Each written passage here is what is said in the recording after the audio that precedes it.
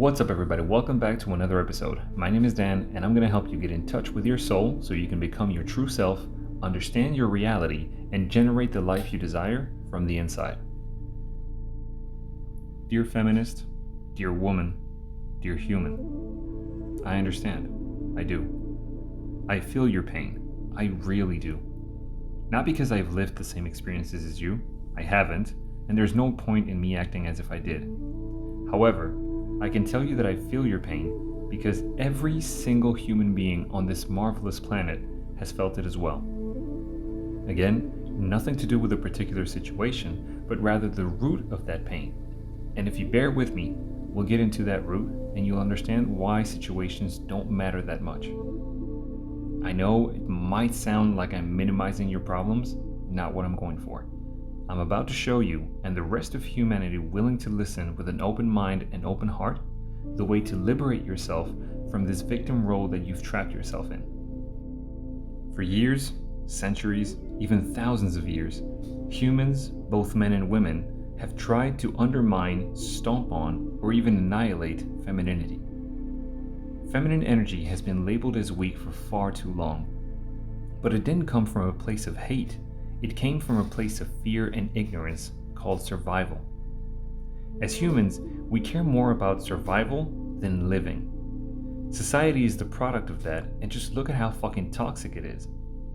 We've always felt like there's this separation between us and our environment, when in truth, we're one and the same. It all comes from the wounds that our souls carry from the start and our ego's tendency to define or judge things, situations, and other people. We've all been there, we've all done that. From there, we create categories for what's good or bad, or other concepts that hold no truth whatsoever. So what does feminine energy represent?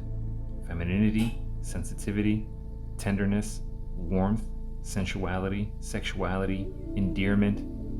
Notice how you might associate some or even all of those terms with weakness, and yet none of them mean that, but your ego misconstrues them as such, and we're going to get into why. What does masculine energy represent?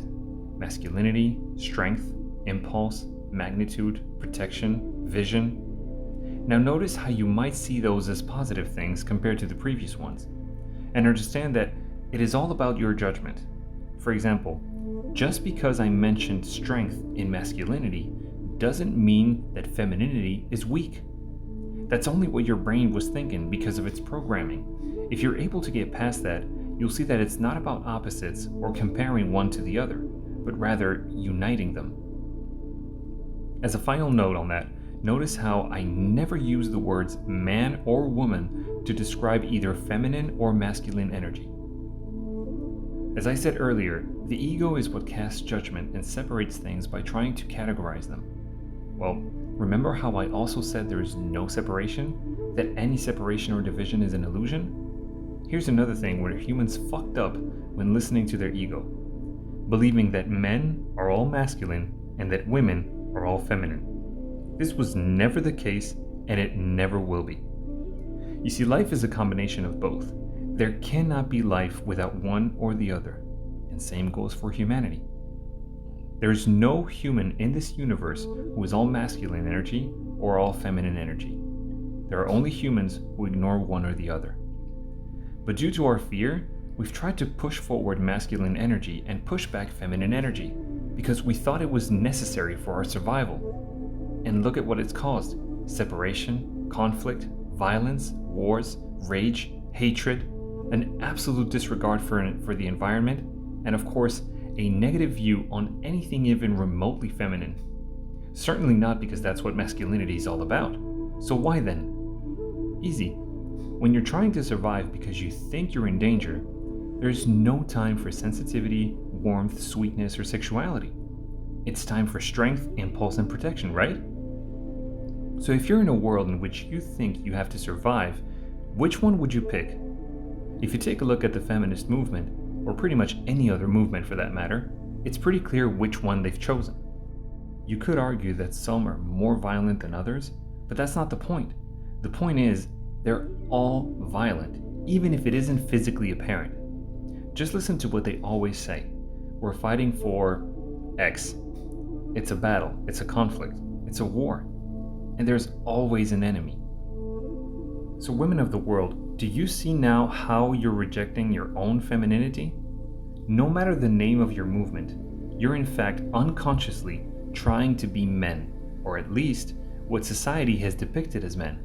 Because let me tell you, those are not men. And the truth is, just like them, you're leaving your humanity behind. And for what? Desperately trying to fit into this absolute clusterfuck that we call society, in which there seems to be no place for feminine energy? As a man who's made peace with his feminine side, let me tell you something. I'm not fighting to fit into jack shit. See, one thing I get a lot is, but Dan, sensitivity is so horrible. I feel so much pain, I can't take it. Exactly. You just said it's horrible. Why do you think you have that idea? Besides the different defense mechanisms that your ego develops to avoid pain, it's also what you've been taught. That you shouldn't feel pain, that it isn't normal, that it's not good. First of all, who's to say what the fuck normal is? Your body is your sensory vehicle in this dimension, so why wouldn't it be normal to be sensitive, to feel?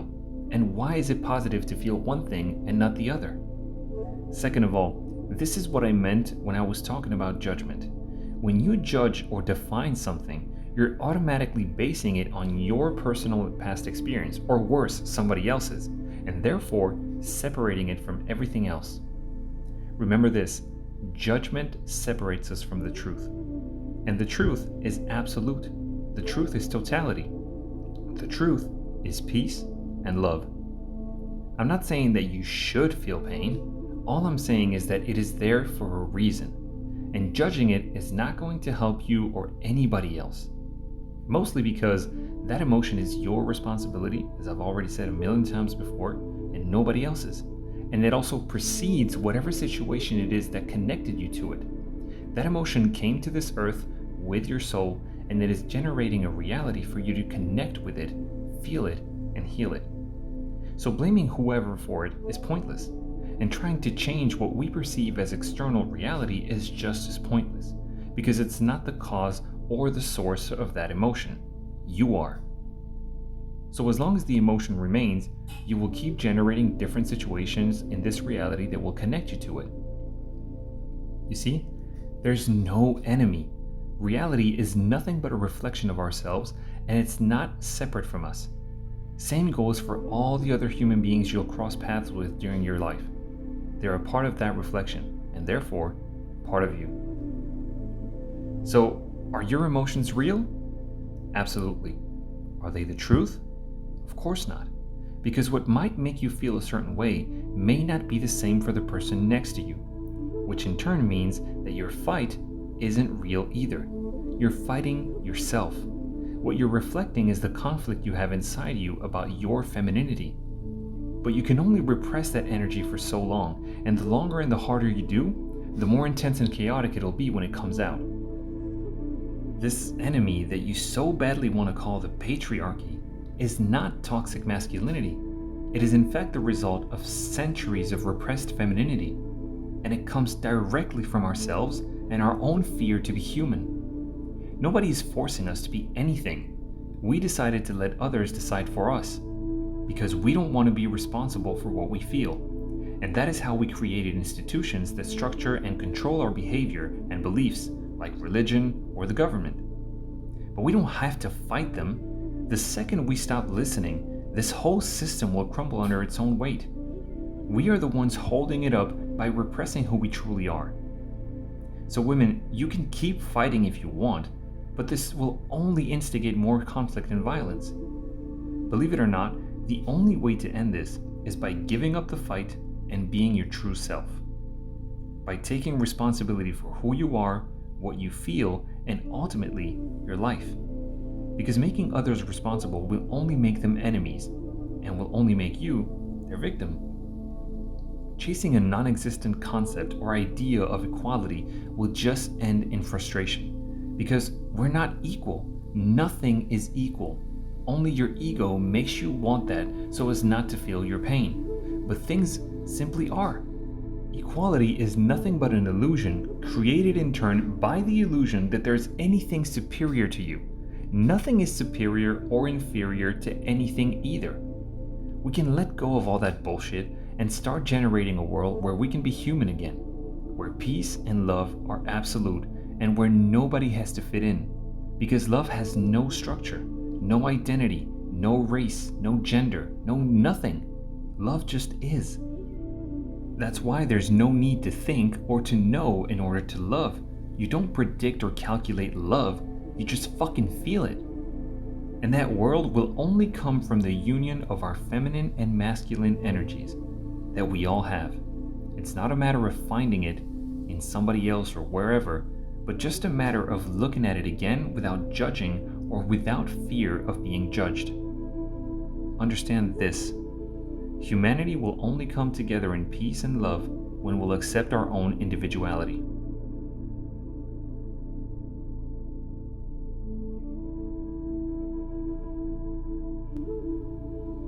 I hope you enjoyed this episode and that it helps you better understand the power you have within you. Don't forget to hit like, subscribe, and share this with your loved ones. Follow me on social media as well for additional content about self-healing that I don't share here on YouTube, for lives and all that stuff. If you'd like a private self-healing session with me, you can contact me by email or on social media for more information about it. And as of now, I'm doing webinars as well that I will be obviously posting on social media so that you guys can actually come together. It's a little less pricey, and obviously, you'll be with a lot more people. So this really creates a different atmosphere where you can actually feel the energy of everybody, and it really makes it easier for you to actually connect with your emotions. Anyway, all the links are down in the description box. So thank you so much for tuning in and listening. Thank you for all the support you've been showing both on this channel and social media. Things are growing, and it makes me really happy to see that more and more people want to heal themselves. And by doing so, that will heal all of humanity. Because as you know, when one person heals, we all do. Thank you for being brave enough to feel. And until next time, and as always, peace, love, and gratitude.